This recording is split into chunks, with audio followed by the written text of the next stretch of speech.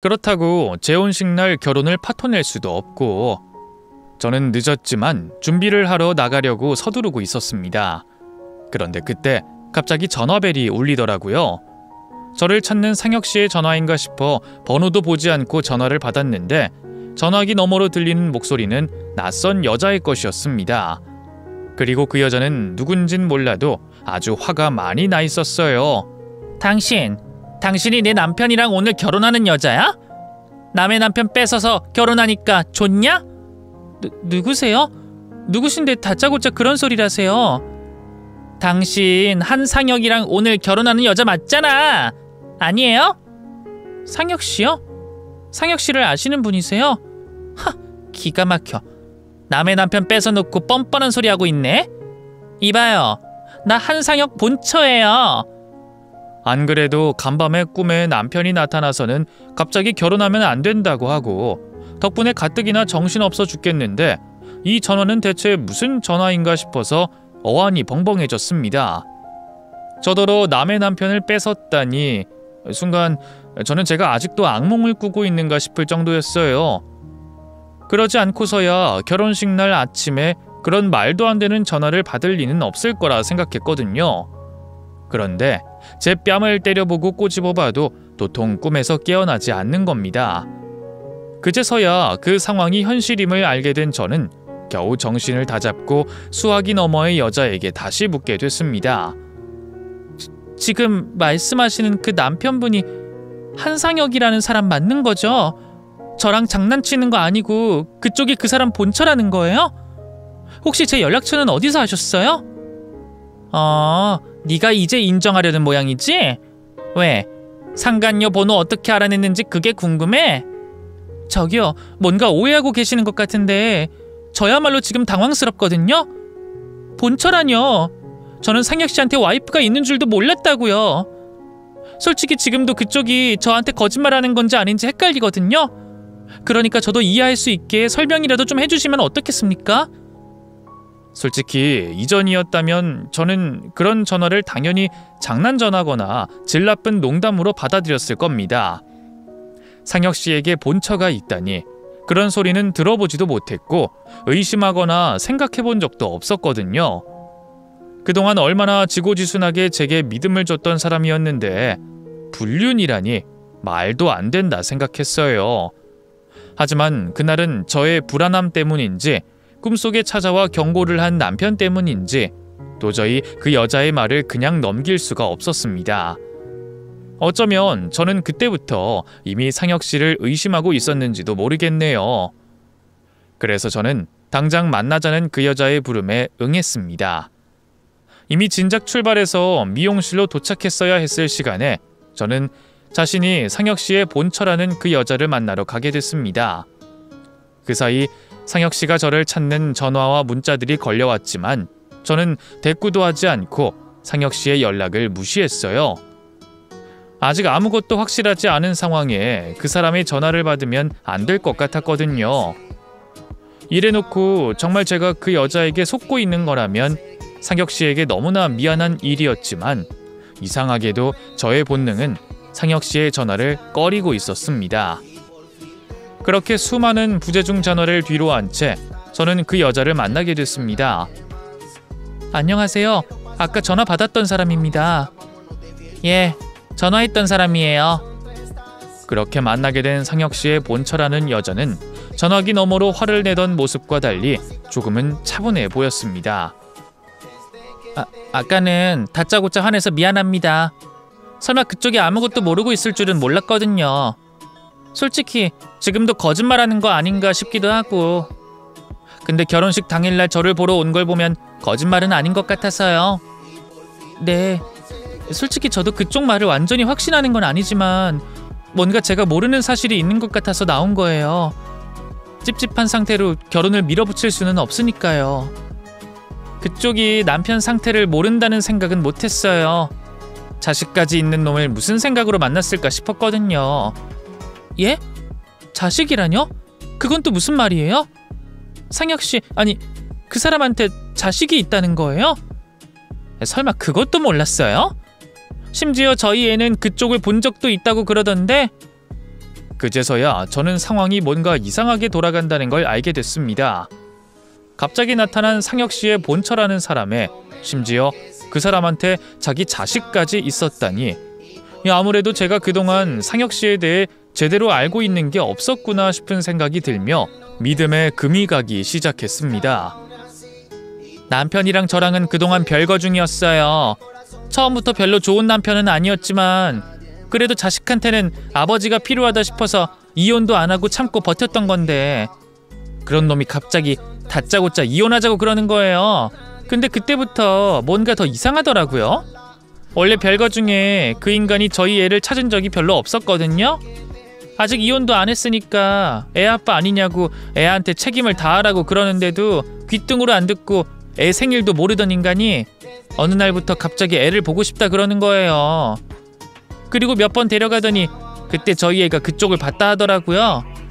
그 여자의 말에 그제서야 저는 상혁 씨가 자신의 조카라고 말하던 아이의 정체가 사실은 그 사람의 아이였다는 걸 깨닫게 됐습니다. 사실 이전에 제가 상혁 씨의 조카를 몇 번 만난 적이 있었습니다. 그 아이가 부모 잃고 불쌍한 조카라며 안쓰러워하며 아이를 무척 아끼는 모습을 보여줬었는데 그게 사실은 전부 거짓말이었네요. 하지만 저는 저한테 자기 애를 보여줘서 무슨 이득이 있다고 자기 애를 조카라고 속이면서까지 데리고 나왔을지 그 사람의 행동이 도무지 이해가 되지 않았습니다. 어린 자기 자식에게 자신을 삼촌이라고 부르게 하면서까지 말이에요. 저한테는 조카라고 그랬었어요.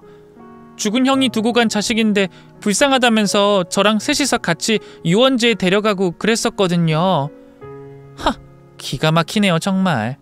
자기 새끼를 조카라고 했다고요? 완전 미친놈이네 정말. 근데 자기 애라면 차라리 저한테 숨기는 게 낫지 않아요? 결혼했다는 것도 말 안 했던 사람이 저한테 자기 자식을 보여줘서 뭐 하려고 그랬을까요?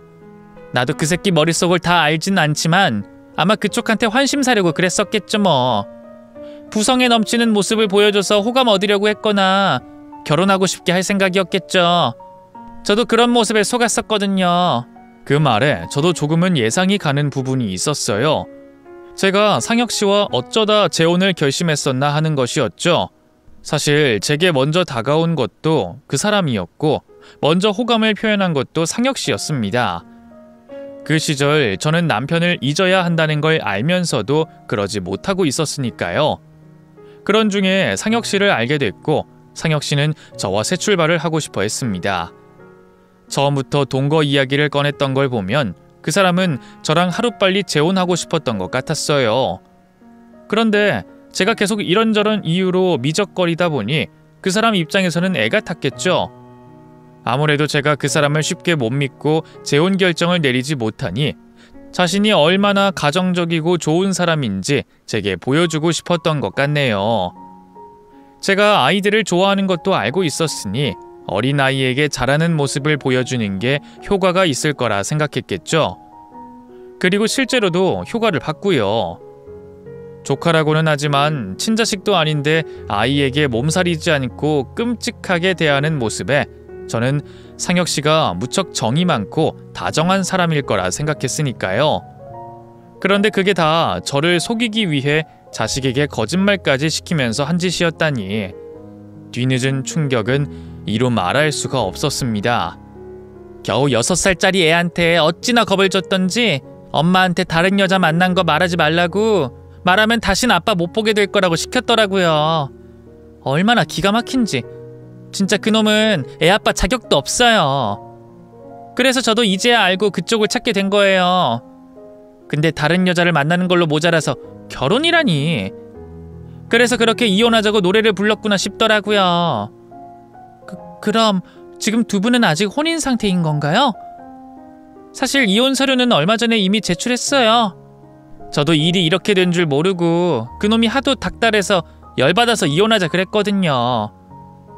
아무리 별거 중이었다고 해도 서류상으로는 엄연히 아내가 있는 놈이 그런 와중에 저한테 접근해서 재혼까지 추천했다는 게 정말 당황스럽기 이루 말할 수가 없었습니다. 그런 줄도 모르고 저는 그놈과 불륜을 저지르고 있는 셈이었네요. 게다가 제가 그 전화를 받지 않았더라면 하마터면 아무것도 모르고 상간녀인 채로 결혼을 할 뻔했으니 제가 받은 충격이 적지 않았습니다. 세상에 어떻게 이런 인간이 있는지. 지금 당장이라도 그놈을 불러내서 자초지종을 묻고 싶었는데, 그런데 그 와중에도 저는 그런 놈에게 속은 제 자신에게 더 실망이 컸어요. 내가 아무리 외롭고 힘들다고 하더라도 어떻게 그런 놈에게 넘어갈 수가 있는지, 이래서 죽은 남편 두고 결혼하게 된 제 잘못이 크구나 싶은 생각이 들었습니다. 그리고 그제서야 제가 사기꾼에게 아주 제대로 걸려서 완전히 패가망신할 뻔했다 싶더라고요. 그 모든 상황들을 알게 되고서야 저는 더 무서워지게 됐습니다. 그 전에 저더러 동거를 하자느니 전 남편 앞으로 나온 사망보험금으로 투자를 하자느니 했던 이야기가 이제서야 심상치 않게 느껴지는 거죠. 그때까진 정말 제가 걱정되고 도와주고 싶어서 그런 이야기를 꺼내는 줄 알았거든요. 이놈이 아주 작정하고 나한테 접근했던 거구나 깨닫게 된 저는 전날 밤 꿈속에 나타난 남편의 모습이 제 기우가 아니었음을 알게 됐습니다. 어떤 식으로든 남편이 저를 구해내고 싶어서 제 꿈에 찾아왔던 거라고 확신하게 됐죠. 남편의 그 모습이 아니었더라면 저는 본처라는 여자의 전화를 받고도 결혼을 미루지 못했을 거고, 그럼 정말 결혼식까지 올리고 완전히 그놈과 엮여버렸을지 모릅니다. 어쩌면 그놈이 제 집에 들어와 제 도장으로 무슨 짓까지 했을지 모르겠네요. 하지만 꿈에 나타난 남편 덕분에 저는 구사일생으로 인생을 건질 수 있게 됐던 거죠. 그렇게 그놈의 본처와 이야기를 마친 저는 곧장 경찰서를 찾아가게 됐습니다. 뭘 해야 할지 모르겠는데 일단은 그놈을 사기로 고소해야겠다 싶더라고요. 그래서 무작정 경찰서를 찾아갔던 건데 거기서 저는 더 놀라운 이야기를 듣게 됐습니다. 한상혁? 이 사람 지금 지명수배 중인 사람인데요. 예? 그게 무슨 말이에요? 저 말고 누가 신고를 했다는 거예요? 이전에 성폭행 범죄로 신고가 들어와 있네요. 그래서 고소장이 여러 번 갔던 것 같은데 주소지가 달라서 사람을 찾질 못했네요. 이놈 그런 와중에 결혼식을 하려고 하고 있었네. 이놈도 참 대단하다 대단해. 경찰서에 찾아가서 알게 된 또 다른 충격적인 사실에 저는 헛웃음이 나왔습니다. 그동안 처자식 두고 저랑 바람나서 재혼 준비하고 있었던 걸로도 모자라서 심지어 그 사이에 다른 여자에게 접근해서 나체 사진으로 여자에게 돈 뜯어내려고 협박했다가 신고가 접수돼 지명수배를 받고 있었더라고요. 아무래도 저 말고 다른 여자를 등쳐먹고 살던 놈이었던 모양입니다. 처자식도 있고 지명수배까지 받고 심지어 저와도 재혼하려 했었으니 다른 피해자가 얼마나 더 있을지는 모를 일이었죠. 그래도 그놈이 지명수배 받은 덕분에 저는 그놈을 쉽게 고소할 수 있었습니다. 하지만 일은 거기서 끝나지 않았어요.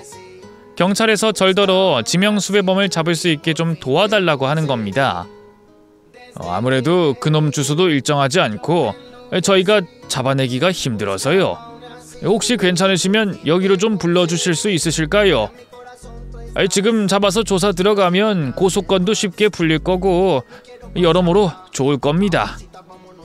꼭 제 일만이 아니더라도 도와야죠. 제가 할 수 있는 일이 있으면 뭐든 할게요. 제가 무슨 핑계를 대서라도 불러낼 테니까 걱정하지 마세요. 그렇게 하루 종일 그놈의 연락을 피했던 저는 그제서야 그놈을 불러내기 위해 전화를 받았습니다. 제가 전화를 받자 그놈은 잔뜩 흥분해서 상황을 물어오더라고요. 지영씨, 대체 어디에요?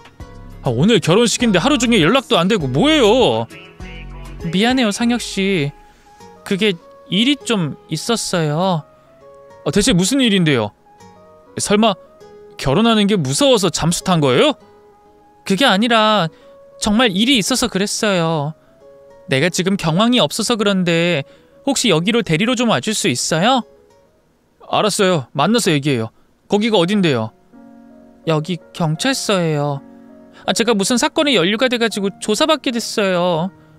내가 너무 무서워서 집에를 못 갈 것 같은데 혹시 좀 데리러 와줄 수 있어요? 미안해요, 정말. 경찰서요? 갑자기 경찰서는 왜요? 지영씨 같은 사람이 무슨 잘못한 일이 있다고? 별일은 아닌데 그냥 조사만 받은 거예요. 어쩌다 가게 문제로요. 설명은 만나서 해줄 테니까 나 좀 데리러 와줘요. 지금 너무 무서워서 혼자 집에는 못 가겠어서 그래요. 오늘 결혼식도 망치고 정말 미안하지만 나를 진짜 생각하면 와줄래요? 우리 앞으로 부부가 될 사이잖아요. 그쵸? 그럼요. 우린 이미 부부나 다름없는 사이죠. 알겠어요. 지금 데리러 갈 테니까 만나면 다 설명해 주는 거예요. 알겠죠? 나 너무 무서워요, 상혁씨. 빨리 와줬으면 좋겠어요. 그래도 아직은 제가 필요한 건지 경찰서까지 데리러 와달라는 말에 당황은 하면서도 마다하진 않더라고요. 덕분에 저는 그놈을 경찰서까지 제 발로 찾아오게 만들 수 있었고, 주차장에 숨어있던 형사님들이 그놈이 차에서 내리자마자 붙잡아 갈 수 있었습니다. 한상혁씨 맞으시죠? 그동안 지명수배 당했는데 도망 다니셨죠? 지금 성폭행, 협박, 공갈 사기로 체포하는 겁니다. 예? 그게 무슨 말이에요? 아니, 나는 여기 조사받으러 온 게 아니라 약혼자 데리러 온 거라고! 그 인간은 당황스러워했고 저는 잡혀가는 그놈을 노려볼 뿐이었습니다. 지영씨 괜찮아요? 이거 뭔가 오해가 있어서 그래요. 내가 무슨 범죄자야. 조사받으면 무혐의로 풀려날 거니까 걱정하지 말고 있어요. 알았죠? 이제는 내 걱정 말고 당신 걱정이나 해. 다 알고 부른 거거든? 너 그동안 아주 제대로 사기치려고 작정했더라? 처자식도 있는 놈이 이혼도 안 하고 나랑 재혼을 하겠다고? 왜? 나랑 재혼해서 우리 남편 사망보험금 훔쳐가려고 그랬냐? 야, 이 날강도 같은 놈아. 힘없는 여자들 등쳐먹고 사니까 좋디? 너 같은 놈은 제대로 콩밥 먹어야 해. 어디 세상을 만만하게 생각하고 있어? 아니야, 지영씨. 이거 전부 오해야. 내가 다 설명할게. 야, 반말하지 마. 내가 너보다 3살이나 더 많은데 어디다 대고 반말이야? 이놈이 그동안 순진한 얼굴에 속아서 맞장구 좀 쳐줬다고 내가 끝까지 호구인 줄 알았어? 모르면 몰랐지. 네 놈이 어떤 놈인지 알고도 네 편 들어줄 생각 없어. 지영씨, 우리 오늘 결혼하기로 했었잖아요. 이런 거 다 이겨내야 부부인 거지. 부부 같은 소리 하고 있네. 결혼은 무슨 결혼? 너는 감옥이나 들어가라. 나도 너 사기로 고소했으니까 각오한 게 좋을 거야. 나는 이제 너 같은 놈이랑 더 할 말 없으니까 나중에 변호사 통해서 보자. 그렇게 그놈을 형사님들에게 넘긴 저는 아직도 떨리는 심장을 부여잡고 집으로 다시 돌아갈 수밖에 없었습니다. 집에 있으면서도 그놈이 당장이라도 찾아올까봐 얼마나 무섭고 걱정이었는지 몰라요. 그나마 다행이라면 제가 경찰에 협조를 해드린 덕분에 그놈에 대한 접근금지 명령을 신청할 수 있었다는 거죠. 그리고 형사님도 제가 혹시나 불안해할까 걱정이 되셨는지 아침 저녁으로 계속 집 앞 순찰을 돌아주시기로 하셨어요. 덕분에 그날 밤은 문을 꼭 걸어 잠그고 잠에 들 수 있었죠. 그리고 그 후로 저는 지인들에게 파혼 소식을 알리며 다시 마음을 추스려야 했습니다.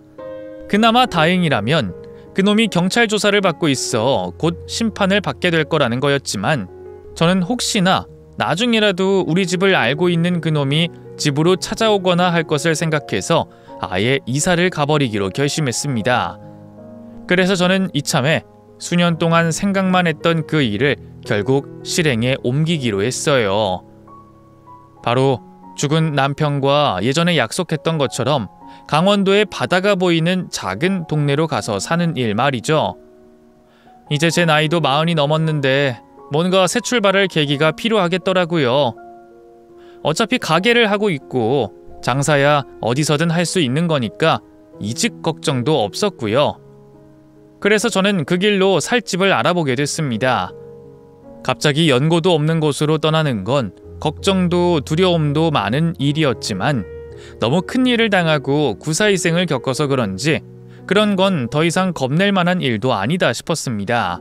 결혼식 전날에서야 알게 돼 파혼으로 끝나서 망정이었지, 정말 신혼여행 가고 혼인신고라도 했으면 어쨌을까 생각하니 이만한 게 어딘가 싶어 다시 한번 다행이라는 생각이 들었어요. 그리고 그건 꿈에 나타나준 남편 때문이었다 싶었죠. 그래서 저는 조금 더 용기를 내어 죽은 남편과 이루지 못했던 그 일을 혼자 해내보기로 했습니다. 그렇게 저는 지금 강원도 바닷가 마을에서 작은 가게를 운영하며 혼자 잘 지내고 있습니다. 처음에는 낯선 곳에서 혼자 잘 적응할 수 있을까 걱정이었는데 어디든 다 사람 사는 동네라 그런지 지금은 이웃들과도 잘 지내고 별 걱정 없이 지내고 있네요. 아, 그리고 그 나쁜 놈은 결국 감옥에 들어갔다는 소식을 듣게 됐습니다. 제가 그 놈을 혼인빙자 사기로 고소한 건 제가 금전적인 손해를 받지 않아서 안타깝게도 별다른 처벌은 받지 않았지만 성폭행으로 지명수배 받았던 것으로 5년의 실형을 받았다고 듣게 됐습니다. 그리고 본처라는 그 여자와도 이혼을 했다고 들었는데 심지어 펀드 매니저라는 직업도 가짜였더라고요. 아주 작정하고 처음부터 거짓말을 한 거죠. 그런 놈이 그 정도 죗값밖에 치르지 않는다는 게 너무 억울하지만 그나마 피해가 없었던 걸 다행이라 생각해야겠어요. 저도 비록 정주고 마음 주며 힘들긴 했지만 남편이 제게 남긴 돈은 지켰으니 적어도 나중에 남편 얼굴 볼 면목은 있겠다 싶어서요.